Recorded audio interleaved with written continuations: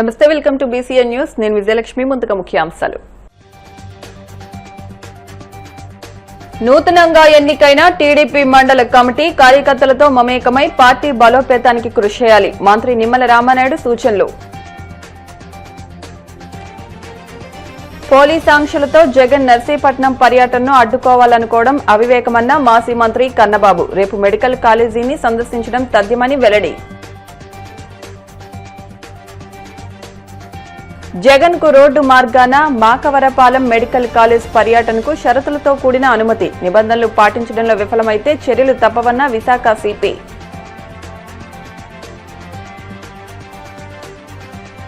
వాడపల్లి వెంకన్న ఆలయంలో ప్రత్యేక పూజలు. మంగళ వాయిద్యాల నడుమ శ్రీ స్వామి అమ్మవార్లకు మేలుకొలుపు సేవ, ఈశ్వరలక్ష్మి హోమం. క్షేత్రస్థాయి నుంచి తెలుగుదేశం పార్టీకి కార్యకర్తలే అండాదండ అని కార్యకర్తలతో మమేకమై నూతనంగా ఎన్నికైన టీడీపీ మండల కమిటీ పార్టీ బలోపేతానికి కృషి చేయాలని మంత్రి నిమ్మల రామానాయుడు అన్నారు.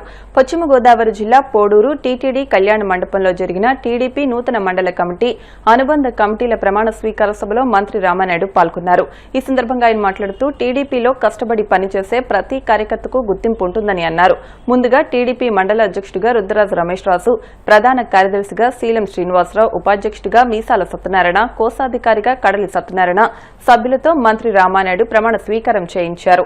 ఈ కార్యక్రమంలో ఆచంట ఎమ్మెల్యే పీతాని సత్యనారాయణ, మాజీ MLC Angara Rammohan, Palakollu AMC chairman Kodi Vijayabhaskar, vice chairman Dasari Ratnaraju, Palakollu DC chairman Penumasa Rambhadraraju, vice chairman Devalla Sri Ramakoti Mohan తదితరులు పాల్గొన్నారు.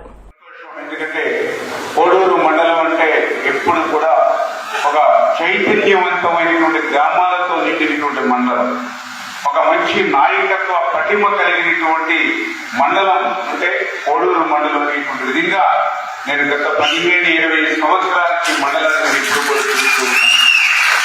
ఏ విషయం మీదైనా సరే మంచి సబ్జెక్ట్ ఉండి, మంచి అవగాహన ఉండి పని చేసేటువంటి నాయకత్వం పుష్కలంగా కోడూరు మండలం ఉండడానికి కూడా నేను ఎప్పుడు కూడా గమనించినటువంటి పరిస్థితి.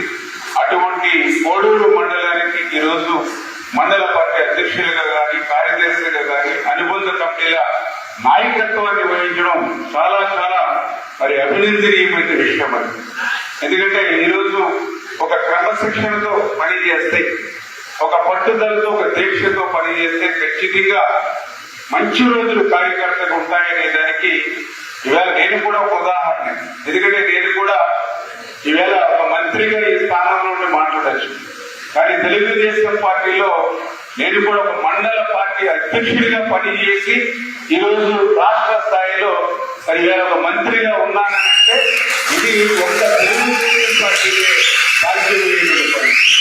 అందుకే ఈరోజు కేంద్ర సత్యనారాయణ గారు చెప్పినట్లుగా ఒకరోజు పదవి ముందు రావచ్చు, ఒకరికి వెనక రావచ్చు, కానీ కార్యకర్తలకి న్యాయం చేసేటువంటి పార్టీ ఏదైనా ఈ దేశంలో ఉంది అని అంటే అది తెలుగుదేశం పార్టీ ప్రథమ స్థానంలో ఉంటుందని తప్పనిసరిగా మనందరూ కూడా గుర్తు పెట్టుకోవాల్సిన అవసరం ఉందని చెప్పి కూడా ఈ సందర్భంగా తెలియజేసుకుంటూ ఉన్నా.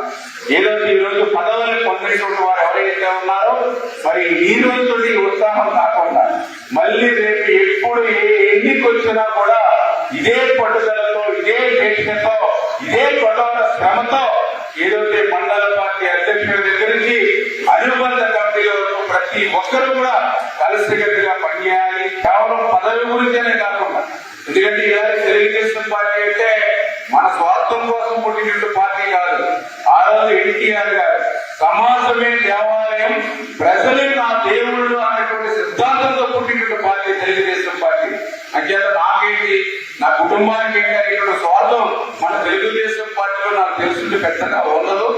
ఏదేమైనా ఎక్కడైనా బయట నుంచి వచ్చిన వాళ్ళు కొంత మనకి అదేమైనా ఇంజెక్ట్ చేస్తే దాన్ని లోపలికి చేర్చకుండా ఏ సిద్ధాంతంతో అయితే, ఏ సేవా దృక్పథంతో అయితే తెలుగుదేశం పార్టీ పుట్టిందో ఆ సిద్ధాంతాలకు అనుగుణంగానే పనిచేస్తూ ఈ రాష్ట్ర ప్రజల అభివృద్ధి మనం వేదిక మనందరం కూడా పనిచేయాలని చెప్పి మరొకసారి మాజీ ముఖ్యమంత్రి వైసీపీ అధినేత జగన్మోహన్ రెడ్డి రోడ్ షోకు అనుమతి లభించింది. జగన్ కు రోడ్డు మార్గాన మాకవరపాలెం మెడికల్ కాలేజీ పర్యటనకు షరతులతో కూడిన అనుమతి వచ్చింది. విమానాశ్రయం నుంచి ఎన్ఏడి, పెందుర్తి, సరిపల్లి మీదుగా జాతీయ రహదారి గుండా అనకాపల్లి, తాళ్లపాలెం మీదుగా మాకవరపాలెంకి అనుమతి ఇచ్చారు పోలీసులు. రూట్ మళ్లింపు, జన సమీకరణ, సభలు, సమావేశాలు, ర్యాలీలకు అనుమతి లేదని విశాఖ నగర పోలీస్ కమిషనర్ శంకబ్రత బాగ్జీ స్పష్టం చేశారు. జగన్మోహన్ రెడ్డి వాహన శ్రేణిలో 10 వాహనాలకు మాత్రమే అనుమతి ఇస్తున్నట్లు తెలిపారు. నిబంధనలు పాటించడంలో విఫలమైతే వెంటనే అనుమతిని రద్దు చేయడం, సంబంధిత చట్ట నిబంధనల ప్రకారం కేసు నమోదు చేస్తామని హెచ్చరించారు. ఒకటే చెప్తున్నాం, ప్రతిపక్ష నేతగా ప్రతిపక్ష పాత్ర పోషించే విషయంలో జగన్మోహన్ రెడ్డి గారు వెనకడుగు వేయరు. రేపు 9వ తేదీ ఉదయం రెగ్యులర్ ఫ్లైట్ లో ఆయన విశాఖపట్నం ఎయిర్పోర్ట్ కు వస్తున్నారు. ఆయన ఏదైతే మెడికల్ కాలేజీ చూడాలనుకుంటున్నారో దానికి సమీపంలో విశాఖపట్నం ఎయిర్పోర్టే ఉంది. ఎయిర్పోర్ట్లు ఉన్నవే విమానాలు నడపడానికి. కాబట్టి ఆ ఎయిర్పోర్ట్ కి వచ్చి అక్కడ దిగి రోడ్డు మార్గంలో మేము ఏదైతే ప్రకటించామో మాకవరపాలెం వద్ద ఉన్న మెడికల్ కాలేజీని చూడడానికి జగన్మోహన్ రెడ్డి గారు వెళ్తున్నారు. ఇందులో కార్యక్రమంలో ఏం మార్పు లేదు. హెలికాప్టర్ లో వెళ్లమని పోలీసులు సజెస్ట్ చేస్తున్నారు. ఒక పక్క ఉత్తరాంధ్రలో విపరీతమైన వర్షాలు, మేఘావృతమైన వాతావరణం. ఎలా చెప్తారండి హెలికాప్టర్లు వెళ్ళమని? హెలికాప్టర్ కి ఒక వీఐపీకి Z+ కేటగిరీ ఉన్న నాయకుడికి భద్రత అక్కర్లేదా? ఫ్లైట్స్ అంటే ఎయిర్పోర్ట్ లో దిగే అవకాశాలు ఉంటాయి, దానికి ఏర్పాట్లు ఉంటాయి. ఫ్లైట్, ఎయిర్పోర్ట్, హెలికాప్టర్ ప్రయాణం ఒకటే అవుతుందా? హెలికాప్టర్లో ఇలాంటి వాతావరణంలో అనుకూల వాతావరణం లేనప్పుడు మీరెవరు హెలికాప్టర్లను వెళ్లాలని ఆంక్షలు విధించడానికి? ఇది కరెక్టేనా? Z+ కేటగిరీ నాయకుడిగా ఆయనకి ఇవ్వాల్సిన బాధ్యత, భద్రత ఇవ్వాల్సిన బాధ్యత మీది. ఈ సందర్భంగా ఇంకోటి కూడా గుర్తు చేస్తా, జగన్మోహన్ రెడ్డి గారికి జనంలోకి రావడం కొత్త కాదు. ఆయన పాదయాత్రలు చేశారు. ప్రతిపక్ష నాయకుడిగా ఎన్నో యాజిటేషన్స్ లో, ఉద్యమాల్లో పాల్గొన్నారు. ఆయనే స్వయంగా ఉద్యమాలు చేపట్టారు. రోడ్డు మార్గంలో వందలాది కిలోమీటర్లు ఈ రాష్ట్రంలో తిరిగారు. ఇవాళ మీరు 63 కిలోమీటర్ల ప్రయాణానికి భద్రత ఇవ్వలేమని మీరు చేతులు ఎత్తేస్తున్నారంటే ఇది ఉద్దేశపూర్వకంగా జగన్మోహన్ రెడ్డి గారిని కట్టడి చేసే కార్యక్రమం అని మేము భావిస్తున్నాం. ప్రజలకి సమస్యలు వచ్చినప్పుడు ఆ సమస్య పరిష్కారానికి జగన్ గారు ఖచ్చితంగా ప్రజల పక్షాన్ని నిలబడతారు. మీరు ఎన్ని ఆంక్షలు విధించినా, ఎన్ని నిబంధనలు విధించినా అనే విషయాన్ని కూడా పార్టీ పరంగా మేము స్పష్టం చేస్తున్నాం. మీరు కట్టడి చేయాలనే కార్యక్రమం మాకు అర్థమవుతోంది. ఎందుకంటే జగన్ గారు అంటే, ఆయనకి ఉన్న జనాదరణ అంటే, ఆయనకున్న ప్రజల అభిమానం అంటే మీకు భయం. నిజంగా జనం వస్తే ఆయన వెహికల్ చుట్టూ రోప్ పార్టీలు పెట్టండి, ప్రొటెక్షన్ ఇవ్వండి. ఆయన కార్యక్రమంలో సరైన భద్రత ఉండడం లేదు, సరిపడిన సిబ్బందిని మీరు నియమించట్లేదు అనే విషయాన్ని చాలా సందర్భాల్లో ఈ మధ్యకాలంలోనే చూసాం. కాబట్టి మీరు ఏర్పాట్లు చేసుకోండి. మేము చాలా ముందుగానే 3-4 రోజులు ముందుగానే ప్రకటన చేశాం. ఈ రాష్ట్రంలో ప్రతిపక్ష నాయకులు తిరగడం ఏం కొత్త కాదు. చంద్రబాబు నాయుడు గారు కూడా 2019-24 మధ్య ప్రతిపక్ష నాయకుడిగా చాలా కార్యక్రమాలు చేశారు. రోడ్డు మార్గంలో పెద్ద ఎత్తున ప్రయాణాలు చేశారు. ప్రతిసారి ఈ ప్రభుత్వం ఎలాంటి ఆంక్షలు విధించకుండా ఆయనకి అనుమతులు ఇచ్చిన విషయాన్ని కూడా మేము గుర్తు చేస్తున్నాం. ఇదేదో కొత్త విషయం అన్నట్టుగా, గతంలో ఏ ప్రతిపక్ష నాయకుడు తిరగలేదన్నట్టుగా మాట్లాడుతూ ఉన్నారు. పోలీసు వారు ఇచ్చిన లేఖ ఉందో ఆ లేఖ ద్వారా మరి వారికే విజ్ఞప్తి చేస్తా ఉన్నాం. మాజీ ముఖ్యమంత్రి గారు Z+ కేటగిరీలో ఉన్న వ్యక్తి, వారికి పూర్తి స్థాయిలో భద్రత కల్పించి, మీకు ముందే చెప్తున్నాం, కేవలం వారు రోడ్డు మార్గానే వెళ్ళి ఏదైతే ఈ ప్రభుత్వం తీసుకుంటున్న మెడికల్ కళాశాలని ప్రైవేటు పరం చేసే ఆలోచన ఉందో దాన్ని పూర్తిగా వ్యతిరేకిస్తూ, ఏదైతే ఈ రాష్ట్ర ప్రజల ప్రయోజనాల దృష్ట్యా ఆ కళాశాలకు వెళ్ళి ఆ కళాశాలలో ఎంత పనితీరు జరిగింది, ఈ ప్రభుత్వం ఏ రకంగా నిర్లక్ష్యం వహించింది, 17 మెడికల్ కళాశాలలో 5 మెడికల్ కళాశాలలు పూర్తి చేసుకున్నాం, ఇంకా రెండు మెడికల్ కళాశాలలు ఆల్రెడీ అడ్మిషన్ స్టార్ట్ అయి ఉన్నాయి, ఇంకా 10 మెడికల్ కళాశాలలు కూడా పూర్తి చేస్తే ఈ రాష్ట్రంలో విస్తృతంగా వైద్య విద్య కానీ, అలాగే సూపర్ స్పెషాలిటీ వైద్య సేవలు కానీ ప్రతి పేదవాడికి అందే విధంగా జగన్మోహన్ రెడ్డి గారు తీసుకున్న నిర్ణయం ఏదైతే ఉందో ఈ రాష్ట్ర ప్రజలందరూ కూడా ఈ ప్రభుత్వం తీసుకున్న ప్రైవేట్ పరాన్ని ఈ రాష్ట్ర ప్రజలందరూ వ్యతిరేకిస్తున్న దరిమిలా ఈ ఏదైతే తీసుకున్న ఈ ప్రభుత్వం తీసుకున్న నిర్ణయం వెనక్కి తీసుకోవాలని, ఇది రాష్ట్ర ప్రజల తాలూకా ప్రయోజనాల దృష్ట్యా ఈ తాలూకా కార్యక్రమాన్ని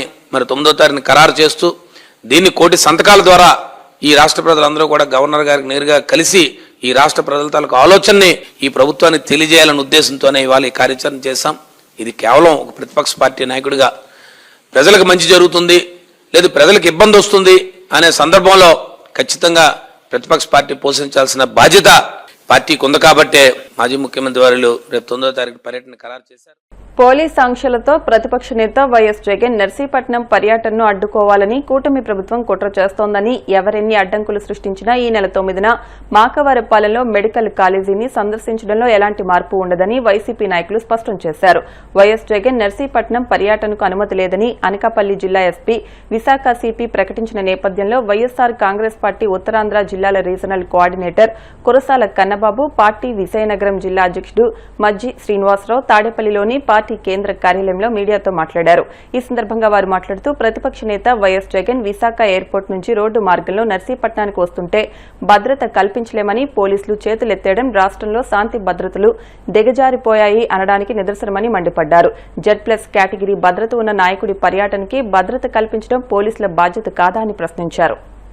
మన former chief minister Andhra Pradesh Shri YS Jaganmohan Reddy గారి ప్రోగ్రామ్ ఉందని మాకు తెలిసింది. ఇప్పుడు ఫస్ట్ 4th అక్టోబర్ ఒకటి మెసేజ్ వచ్చింది, తర్వాత 6th అక్టోబర్ డీటెయిల్డ్ ప్రోగ్రామ్ వచ్చింది. దాని ప్రకారం ఆయన 11 o'clock వైజాగ్ ఎయిర్పోర్ట్ చేరిపోతారండి. అక్కడి నుండి మళ్ళీ మాకవారపాలెం అనకాపల్లి వెళ్తారండి బై రోడ్.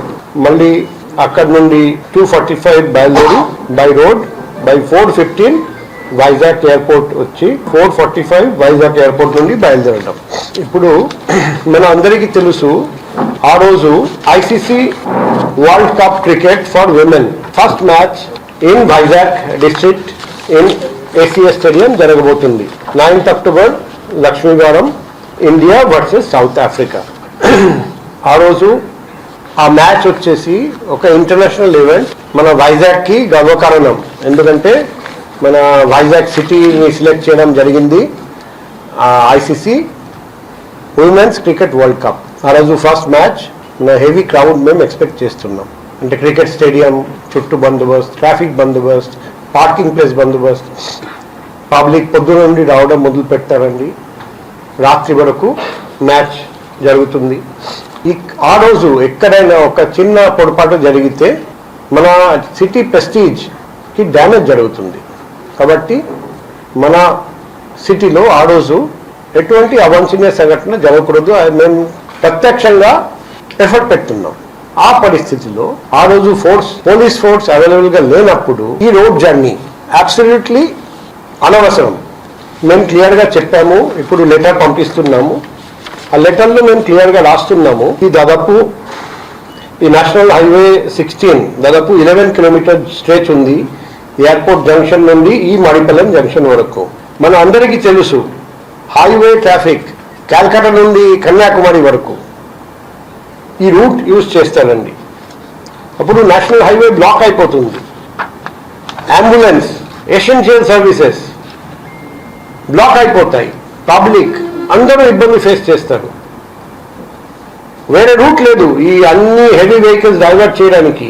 పోర్ట్కి వెళ్తున్న వెహికల్స్, హెవీ ఇండస్ట్రీస్కి వెళ్తున్న వెహికల్స్ డైవర్ట్ చేయడానికి వేరే రూట్ లేదు. పెద్ద ట్రాఫిక్ జామ్ జరుగుతుంది. దానివల్ల ఎసెన్షియల్ సర్వీస్ ఆగిపోతాయి, పబ్లిక్కి ఇబ్బంది, అండ్ ఈ కాన్వాయ్ కూడా ఆగిపోతుంది. సో మొన్న కడూరులో ఏం జరిగింది మనకు తెలుసు.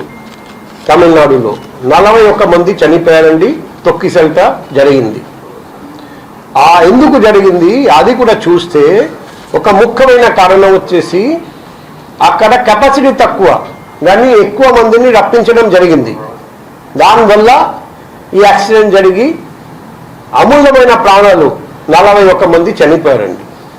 ఇక్కడ కూడా మన అందరికీ తెలుసు ఈ జంక్షన్స్లో ఎంత స్పేస్ ఉంది. అక్కడ వేల మంది వస్తే, అక్కడ తొక్కిసల్ట జరిగితే ఆ బాధ్యత ఎవరు వహిస్తారు? ఒకవైపు సిటీలో ఒక ఇంటర్నేషనల్ ఈవెంట్ జరిగితే అప్పుడు ఈ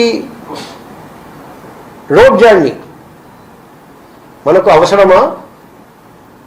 సో ఈ అంతా మనం ఆలోచించి మేము క్లియర్గా రాస్తున్నాం, వాళ్లకు లెటర్ ఇస్తున్నాం.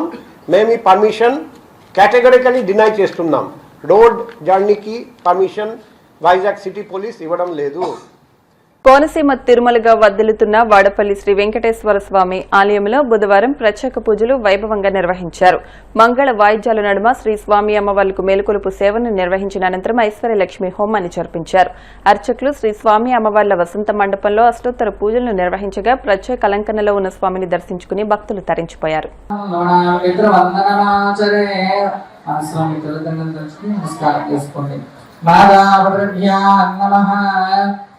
గురునాం వందనం దర్శనం గురునామ వేదశాస్త్రార్థ ప్రజ్ఞాన దేవతాక్షణం శక్యం మనదానేతాం బ్రహ్మణాం భాదే ఆంధ్రవ్యాభ్యా శ్రీ మహాజనేభ్యా శ్రీ భాగవతేభ్యో నమః అయం మహోర్తస్సు మహోర్త అస్తు. అక్షరం తీసుకోండి.